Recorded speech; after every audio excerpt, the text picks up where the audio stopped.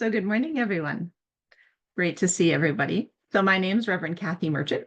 And before we get started, I just want to acknowledge that we're meeting on the traditional, ancestral, unceded territories of the First Nations and Native American peoples. So as we just went around the group and heard where folks are from, several of us are from Vancouver. It's on the land of the Musqueam, Squamish, and Tsleil-Waututh nations. But many of you are joining on the land of other nations. So if you'd like, please feel free to write those nation names in the chat now. And always let's remember our connection to our siblings in these nations. And let's pray for the day in which we might all be together in right relationship. So welcome. Welcome to Living Interfaith. Know that the whole of you is welcome. You're not asked to leave who you are in your own homes. Instead, please bring who you are in with you. But what you are asked to remember is that everyone around you has brought who they are in with them as well. And all of goodwill are welcome. So to start us out, our fantastic music duo, Cheryl and Bruce, will start us out with a song. So when you're ready, over to you, Bruce and Cheryl.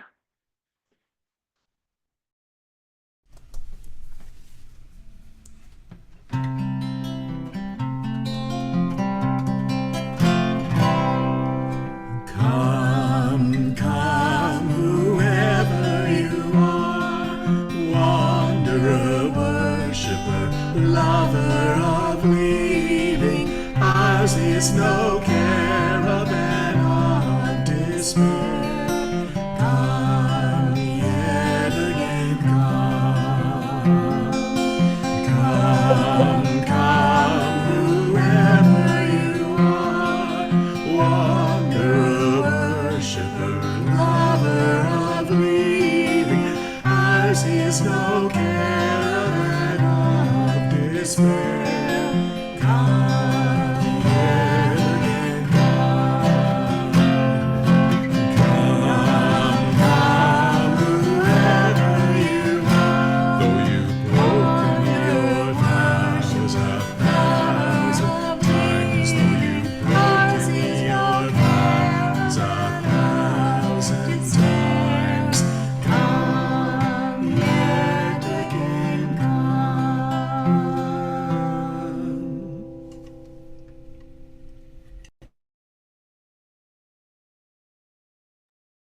Beautiful. Thank you so much, Bruce and Cheryl. So I have a few announcements to get us started. The first is that tomorrow, which is Sunday, May 4th, the Jewish Film Festival will be offering a screening of the new Israel-Palestine peacemaking film called The Other. And there was originally going to be a different Q&A with the filmmaker at the Center for Peace on Monday night, but it's been moved. It'll be right after the film. So it's showing tomorrow at 4:30 at the Norman Rothstein Theater. And the Q&A with the filmmaker Joy Salah will be right afterwards. This coming Wednesday, May 7th, from 7 to 9 p.m., the Multi-Faith Action Society will be holding their annual general meeting. And that's open to everyone. It's going to be at the Unitarian Church of Vancouver from 7 to 9 p.m. And they're looking for additional board members.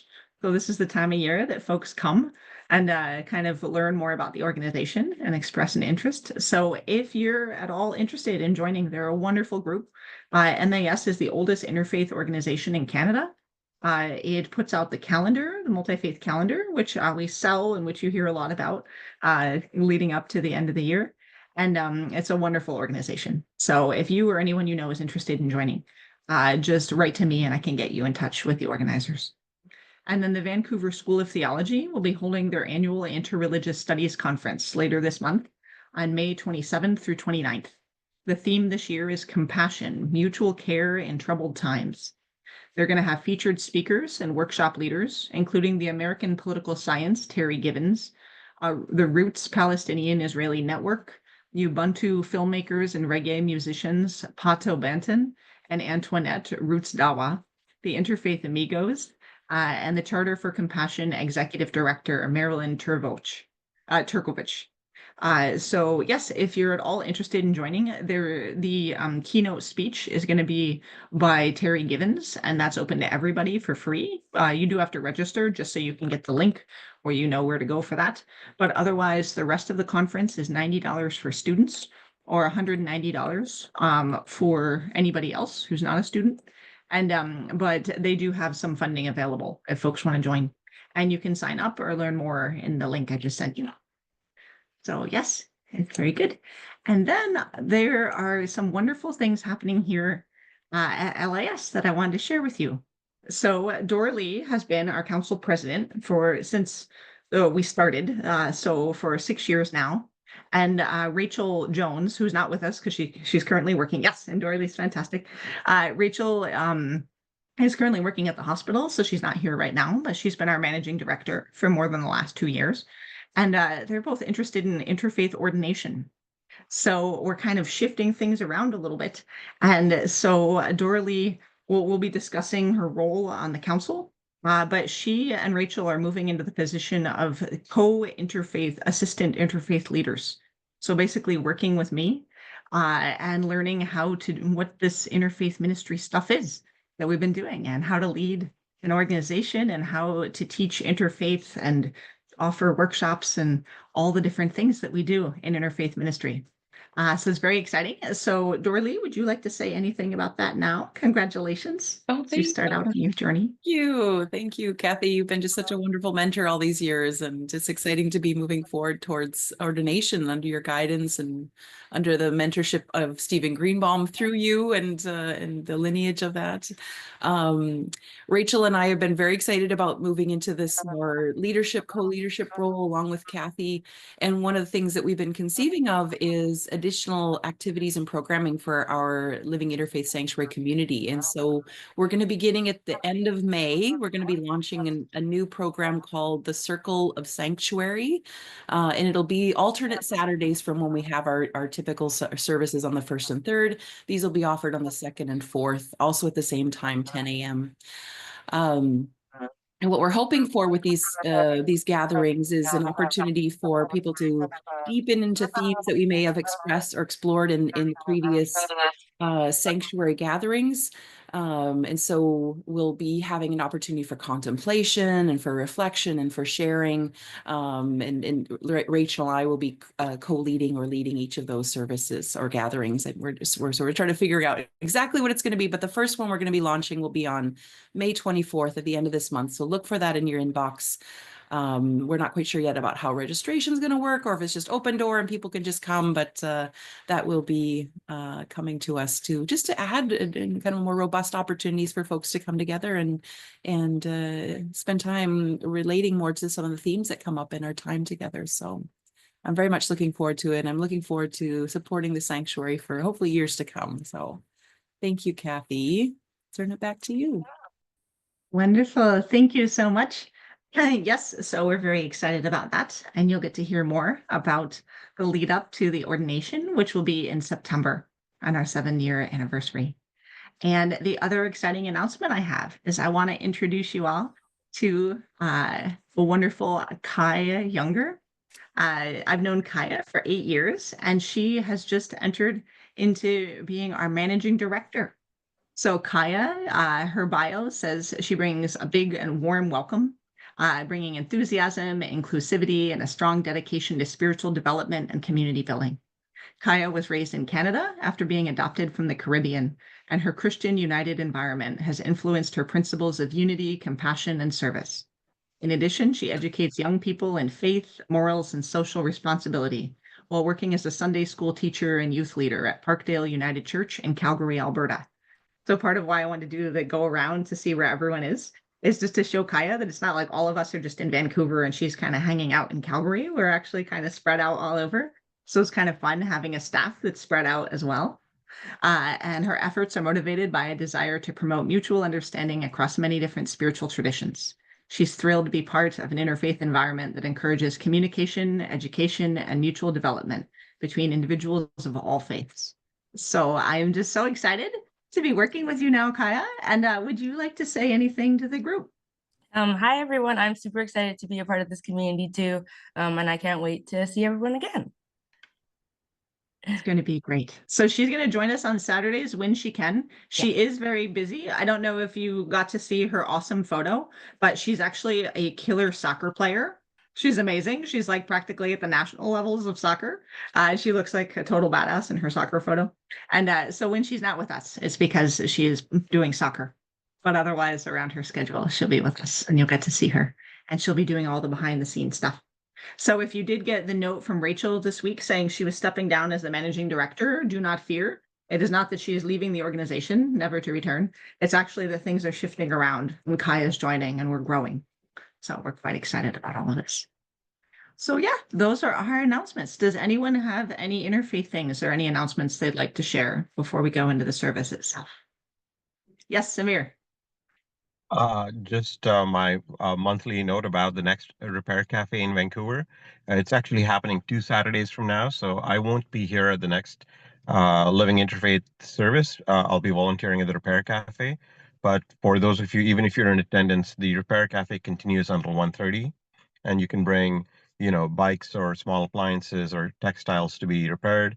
Actually, forget where this one is going to be, but I will post the location and the link in the chat later. Perfect. Thank you. All right. Well, here, let's come into silence. Let's get ready to start the service.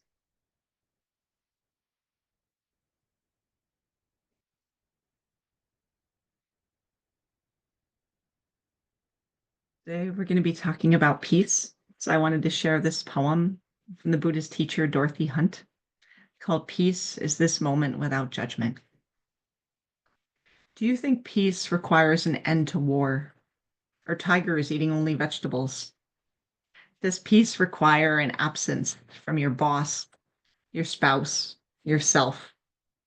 Do you think peace will come to some other place than here, some other time than now, some other heart than your own? Peace is this moment without judgment. That's all. This moment in the heart space where everything that is welcome. Peace is this moment without thinking it should be some other way, that you should feel some other thing, that your life should unfold according to your own plans. Peace is this moment without judgment, this moment in the heart space where everything that is welcome. Now, Doralee has a candle lighting prayer for us.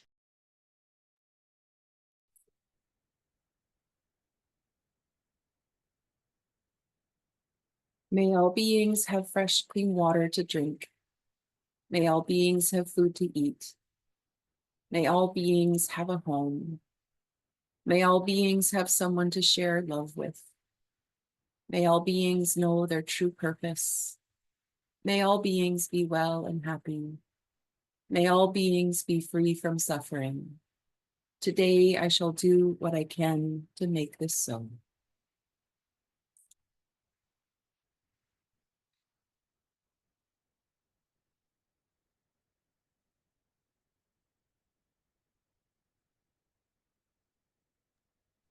Beautiful. Thank you.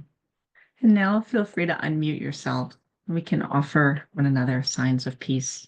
So peace, everyone. Such a joy seeing all of you and being with you this morning. Peace, everyone. Peace, our friends. Peace, everybody. Peace. Peace to all. Peace. Salam alaikum. Peace, everyone. Peace and comfort. Yes. Peace to all. Aloha.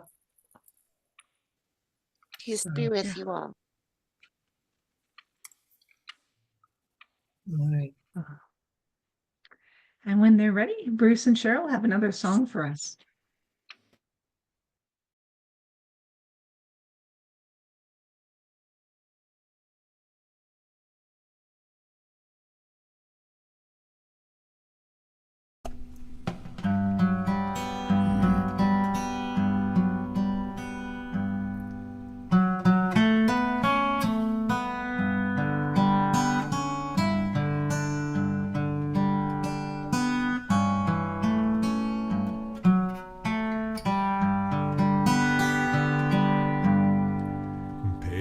Te ke moen, Om Shanti, Shalom, Assalam. Te ke moen, Om Shanti, Shalom, Assalam. Te ke Shanti, Shalom, Asalam, Beate Kemoen, Om Shanti, Shalom, Asalam, Asalam, Asalam, Asalam, Beate Kemoen, Shalom, Om Shanti, Asalam, Beate Kemoen, Shalom, Om Shanti, Asalam, Beate Kemoen, Shalom, Om Shanti, Asalam, Beate Kemoen, Shalom, Om Shanti, Beate Kemoen, Om Shanti, Shalom, Asalam, Beate Kemoen, Om Shanti, Shalom, Asalam, Beate Kemoen, Om Shanti, Shalom, Asalam, Beate Kemoen, Om Shanti, Shalom, Asalam, Asalam, Asalam, Asalam, Asalam, Asalam, Asalam, Asalam,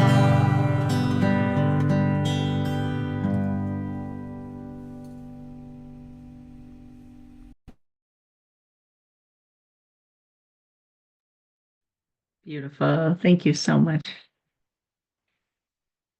And now I'm going to share our joint affirmation, and then feel free to say it along with me. We come together in peace. We sing together in joy and with love. We worship together in one house, a house with names beyond number. Our paths are many, our beliefs are as leaves, and the tree that we cleave to is nourished by the light of compassion, justice, and mutual respect. May our lives, our beliefs, and our actions help to bring about the world of love we all seek. And let it begin here. So now we'll take a few minutes to meditate. We'll do a meditation, then it'll go into our prayers. So get comfortable in your space. Feel free to close your eyes if that feels comfortable for you, or you can just look down, kind of unfocus your gaze. Feel free to move your head around, loosen your shoulders or your neck. And just notice if you have any tension on your body right now. You're carrying any tension in your temples, in your neck or shoulders. You can kind of do a body scan down your back. Just try to relax your muscles as best you can. And then just breathe into any spots where you do feel a tightness or discomfort. Send some love to those parts of your body. They do so much for you. They enable you to be a part of so many things. So send some loving kindness there now.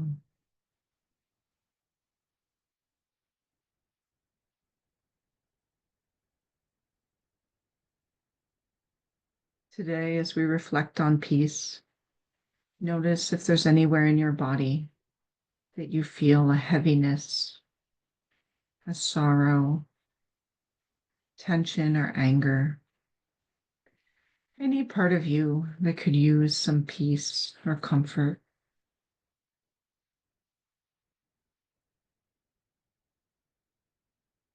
As you feel your connection to the earth down at your feet, just pull some energy up from the earth and send it to those places that need peace. Trust that the earth can carry you. It can hold all that you have to hold and carry. And just release all of that tension, any anger or suffering back into the earth, trusting that the alchemy there can turn it into more plants and flowers and bedrock for us all.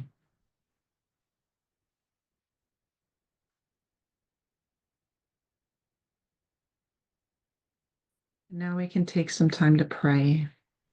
You're welcome to pray for any people or causes that are on your hearts right now. I know for me this week, the attack here in Vancouver at the Lapu-Lapu Festival on the Filipino community was so awful this week. With someone who'd run a car through the festival, killing 11 people. Caused so much unnecessary suffering and pain and loss. So let's remember all those suffering from this attack. And anyone else you want to pray for at this time. And take a few minutes to pray.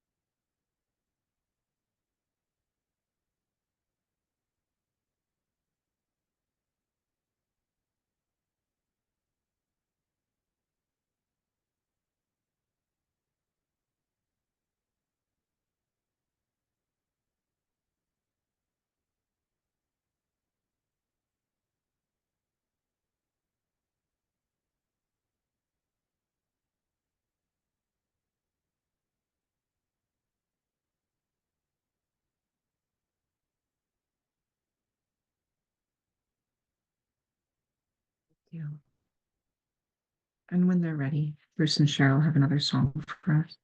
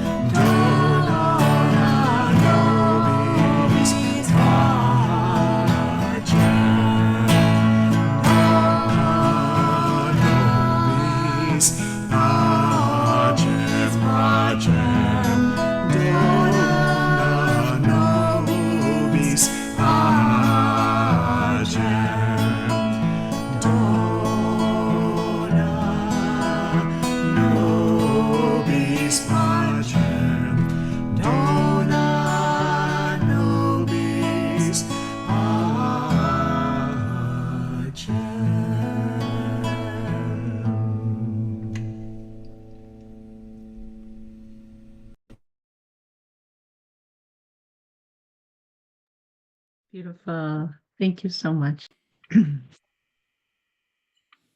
So, and now is when I say if we met in person, I would pass around a basket. In lieu of passing around a basket, I have a donation page I will send you. And I know right now we're doing our fundraising campaign as an organization.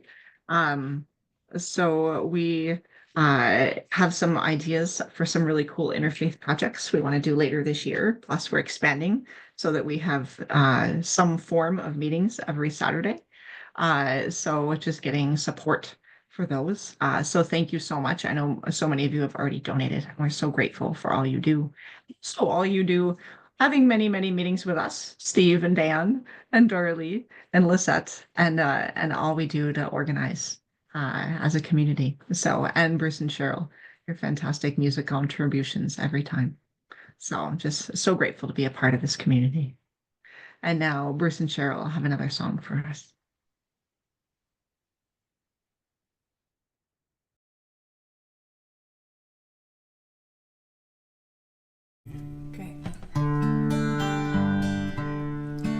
From you I receive, to you I give. Together we share, and from this we live. From you I receive, to you I give. Together we share, and from this we live. From you I receive, to you I give. Together we share, and from this we live.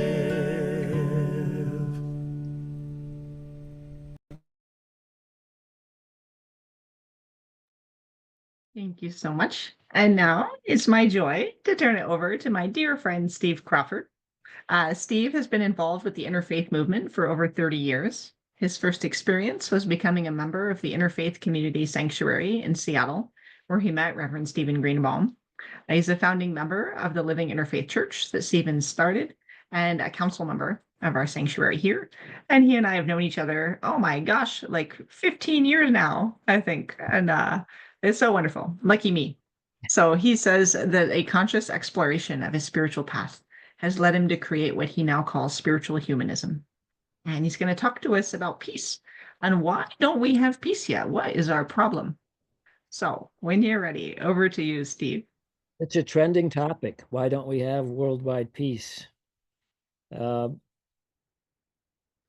I thought I'd just quickly explain spiritual humanism because that's a term I coined for myself. I wouldn't expect anyone to really know. It's just a simple causal chain of activating spiritual principles in my life. The first being, I'm thankful for my life. That's my daily mantra.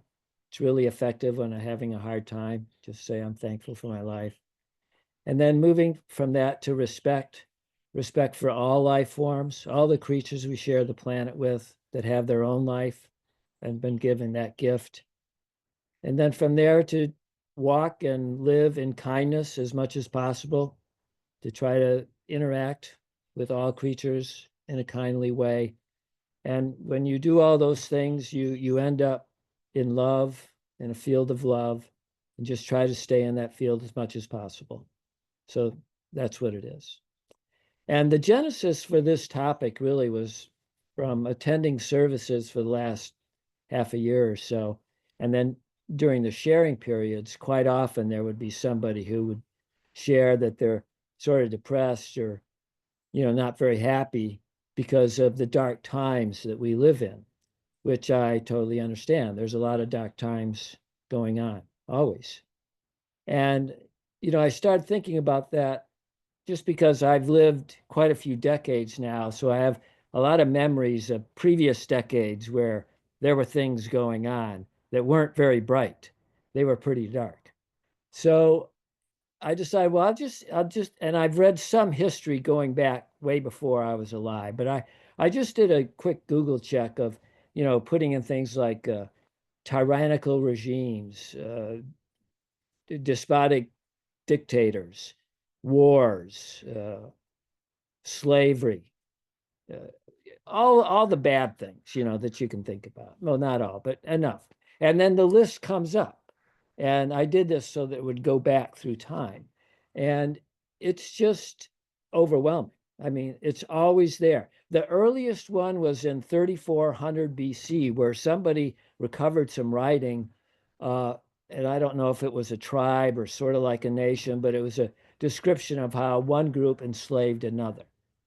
And so when I looked at all that, I really came to the conclusion that, yes, I understand why we say it's dark times, but really, with regard to the human participation in the world, it's just normal times.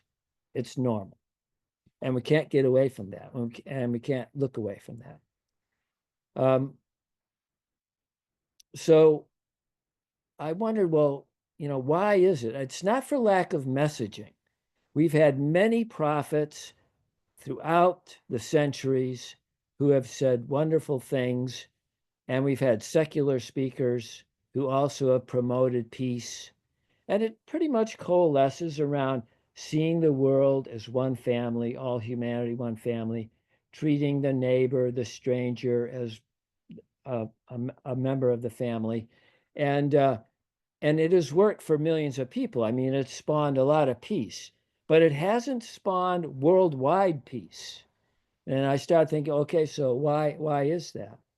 And I've done quite a bit of science reading about the birth of the universe, its expansion through time, and then the birth of our solar system and our planet and the relationship to the sun. And then life got started, we think, about 3 billion years ago on Earth. And I started wondering, are there some fundamental properties that exist within the universe and which gave rise to nature, which gave rise to our mother, which gave rise to us? Are there things operating in those big forces that make it hard for us to achieve worldwide peace? And I think that there are. So life has been around for a very long time, and through the process of nature and evolution, there's a species extinction rate that's really pretty benign. I mean, it varies from species to species, but each species, like a mammal, if it comes into existence, it can go about 1 million years before it passes away, and then a new species comes in. So there's a bit of a churn there that's always going on, even if the environment is somewhat benign.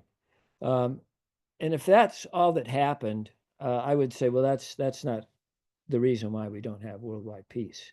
But there's something different in terms of the 5 mass extinction events we've had in the history of our planet. And that's when 75% of all species go extinct in a period of within 2 million years or so, just as a general rule. And there are various reasons why this happened. One was a huge asteroid, which probably many of you have heard about, that impacted the Earth and caused catastrophic change to the environment. There's been periods where there's been very radical volcanic activity, which has totally changed the atmosphere and temperature and then caused massive die-off. We've had great change in sea levels, glaciation, and there's maybe one we don't know exactly what happened, but there's probably some change in the atmosphere, maybe with regard to oxygen. So it's pretty clear that at least the way the universe operates in relationship to our planet and the life on our planet, it doesn't really have any personal regard for whether a species lives or dies or any particular individual. That's just not an operant thing in the universe. And the universe has created this system of nature and evolution that applies to what we have going on right now on Earth. And it's pretty clear that, well, I want to step back 1 second. So I was at a service where we were talking about sanctuary through nature. And one of the questions to the audience was, what have you learned in your spiritual practice that nature has taught you? And one person responded and said, quit fighting. Look at the trees. The trees aren't fighting. And that's true. In human terms, they're not waving their branches around or anything and fighting like that. But if we had a time lapse video of this, and we went back in time before that, say a mature forest was there, because we can walk in forests, and many people report that they have a very deep spiritual connection when they're out in nature, or if they're walking in a forest like that. They feel very connected. So here we are, we have probably low-lying vegetation of some sort, and then the first seeds would come from the forest to be, and those seeds would be planted, or they would start to sprout. And if they weren't eaten by like an herbivore, and they were lucky, they'd start growing up and they'd grow tall. And then as they, and this takes many years depending upon the species, and then it puts out the leaf canopy, and then it propagates, because life, that's a fundamental property of life, that life wants to live and it wants to create progeny. So then that tree sends out more seeds, and you speed it up. And then pretty soon you've got this really big, deep forest. And what's happened to the old vegetation was there? Well, it died out. Couldn't get enough light, because these trees want the light. They want to propagate, and they're very successful. And then also probably the insects and plants that were there, or the insects and animals, that probably changed a lot too. Because if you're not getting much sunlight down at the floor of the forest, then different kinds of bugs and animals live there. So, well, what do we learn from this? The trees don't fight, but the trees don't care if they push out the other life forms that were there before them. They have no empathy for them. So this is kind of a repeating principle in nature.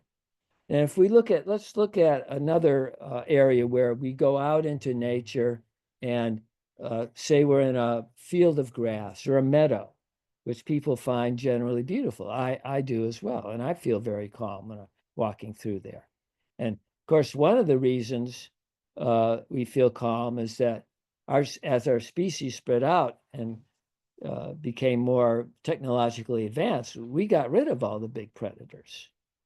So there aren't that many big predators around to come after us. And if we, you'll occasionally see someone will be attacked by an animal or something, and our response is we send somebody out to find that animal and kill it, because we don't want any more people to be hurt. So that's like a veil of separation. The bear or the cougar or whatever it is has as much right to be on the planet as we do, but still we draw that line, and then we try to make sure that people are safe when we go out into nature, because we've changed it quite a bit. But getting back to the meadow, it looks very peaceful. But if we were to zoom in and get down to the level of the insects and things, well, they're eating each other, right? And they're eating the plants, and the plants are going, whoa, I don't want to be eaten. And they create chemicals within themselves to make the insects not like the taste of it. So life is very adversarial. And we grew up in this system. So back, before Homo sapiens, because we're hardly a blip on the timeline, there were earlier hominids that were versions that evolved into us. And quite often they were prey. And they had to really be on the lookout to protect themselves, because, they were out scurrying for food and trying to find it. And it was very dangerous. So all of these kinds of things travel with us into our current time. And when we see the disruptions to peace, well, it's one thing really, and it's a veil of separation that comes down in the way humans look out into the world or look at each other.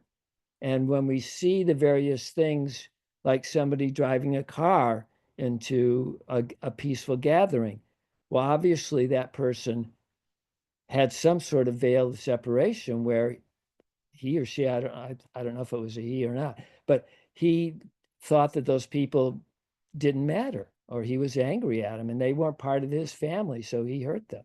Or if we have a war, it's because the people who are being treated poorly or being attacked is because they're the other. It's always the other. It's always the veil of separation. And nature works in that way because life eats life. We eat life. You know, the plants, they don't really eat life as much except, you know, for like a Venus flytrap or something. But for the most part, they're able to take in the sun and nutrients from the ground. But all the animal life forms and a lot of the microscopic life forms are eating life. So that's built into the system, you know, and it usually when the predator is eating the prey, it's not done with empathy. Now, we have been blessed to have a bigger brain in Homo sapiens. So we're able to understand empathy and we're able to have a conception of the one, but we have to actually live it and we have to do it consistently. So there are periods where we have relative peace, but it's always punctuated. And usually I wouldn't say it's even all planet wide. Usually there's something going on, even just between individuals where we don't really have peace. So, you know, how can we get there? And I think the last big hurdle that we have is that, you know, we've been given these very large heads with brains, and the way that the human body has been reconfigured to be able to give birth to a child or a baby that has that big of a head, there's been changes in the female body with regard to where the organs are and everything, because most animals give birth and it's pretty quick. I mean, the labor doesn't go as long. Whereas here, sometimes with the human births, it takes a lot longer. And then when the baby comes out, baby is totally unprotected and it doesn't know how to do anything. So it takes a very long time to raise a child for Homo sapiens. Whereas out in nature, most animals, they're born and they're ready to go, like insects, or some of the mammals, maybe it's 1 or 2 years to help them before they can go out on their own. But with a human being, we're looking at 17, 18, 19, 20 years to raise a baby into adulthood and to raise them in a way where they understand the spiritual connection of all life and of all people. And if they don't have that, then they're going to have veils of separation. And then they're going to do things that aren't peaceful because they're going to otherize certain segments or just another person. Or like the stalker, you know, that stalker is not seeing you as the family, or so there's a separation there. And there's so many points along those 17, 18, 19 years where the process can be interrupted. We all know this, the breakdown in society, and it takes a lot of work and a lot of dedication and community to bring a human baby into a state of awareness where they're going to be able to live a peaceful life, even if something is tough that's going on in their life. And then we've never even been able to do it for like one generation. We have these artificial separations where, you know, this generation was raised. If we could just raise one generation, you know, where they were all living with a enhanced spiritual perception of being one family, then we might have peace. But that wouldn't guarantee us victory, because that's not the way it works. We're giving birth to babies every day, every hour, all over the planet. So we would have to have a total effort all over the world to raise people who would understand love, who would understand kindness, who would understand the connection that we would need to have in order to have worldwide peace. And the numbers, I mean, I would guess, I don't even know what it'd be. It'd have to be at least, I don't know, 95% success rate, because it only takes a small number of people living in separation to create havoc where worldwide peace is shattered. And that's what's been going on. Now, after having said all this, I'm still hopeful, you know, because I don't want the alternative where we just keep going like this forever. And the other thing I found was interesting is that there are scientists who think that we've entered the 6th mass extinction event right now, because we have spread, and it's being caused by us. We have spread out our population so much that there's been a lot of habitat loss for the species that we share the planet with. So we're having a very high rate of species extinction right now. We're way past that background rate that I first talked about. And we're also changing the atmosphere with all the greenhouse gases. We've got to stop that, or we're going to have massive global warming. And I just read a story the other day about in North America how we're losing a lot of birds, way beyond normal. So we're sort of going into the precipice of another big event. Now I'm hopeful that, you know, green energy is coming in, and perhaps we can change the way we interact with life and see it more as one family. I mean, that's the only way we're going to be able to get there. And then I forgot one thing I was going to mention, and I'll finish up here. You know, we eat, let me start. I've been a vegetarian for like, I don't know, 45 years. I just kind of blithely got into it because my first wife was a vegetarian and she was a cook. So I just started eating what she made for me. And I noticed, well, holy smokes, I'm feeling better. So I just stayed that way. I just kept being a vegetarian.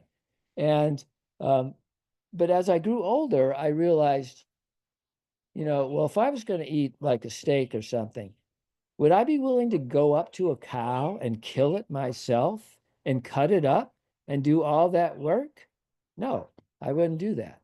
So in our society, as particularly Western society, not so much with indigenous people who have it more together with regard to population control, how they revere the animals, they don't overhunt, they're imbalanced in the environment. I'm fine with that because life eats life. That's the way it goes. There's no getting around that. But we go to the grocery store and we buy these packages of meat. And a lot of these animals, we take it out of the environment and put them just in a farming environment, industrial farming environment, where they don't really get a life. They're not out in the sun. They're not having any sense of normalcy. And yet we have this veil of separation where we don't realize what we're doing when we're eating that meat, is where it's not attached to what's going on, to what we're doing to certain species of animals. So that's something that's just shows how we can easily not even think about the separation that we're living in. We have to open up our minds and really see what's going on. So I hold on to hope. If any of you, get to a point where you get overrun with the darkness of the times, reach out and get help, because the gift of life comes with the gift of agency. We get to make a difference in the world. And we're only going to get to worldwide peace if everybody is contributing, and everybody has different gifts to contribute. So we need to work through depression or sadness and focus in on what we can do to be loving and kind and aware of our relationship to the very systems that give birth to us, because if we don't, we'll extinct ourselves. So this is what we're facing, and that's my opinion as to why we don't have world peace.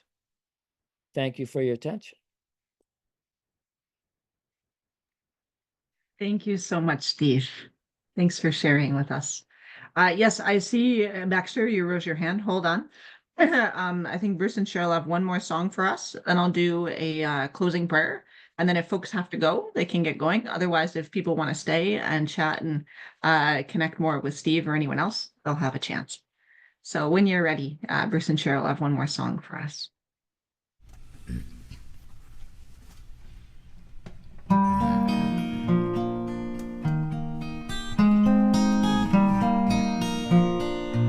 We shall overcome. We shall overcome.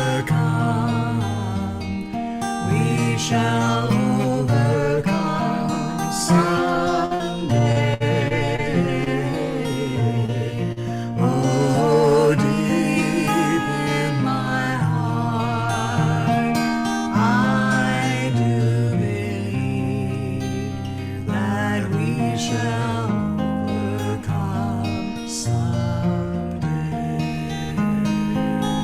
We shall walk hand in hand. We'll walk hand in hand. We'll walk hand in hand. We'll walk hand in hand someday. Oh, deep in my heart, I do believe that we'll walk hand in hand someday. We shall live in peace. We shall live in peace.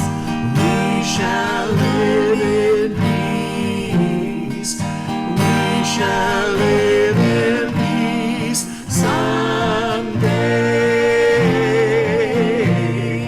Oh, deep in my heart, I do believe that we shall live in peace someday. We shall overcome. We shall overcome. We shall overcome. We shall overcome someday. Oh, deep in my heart, I do believe that we shall overcome someday.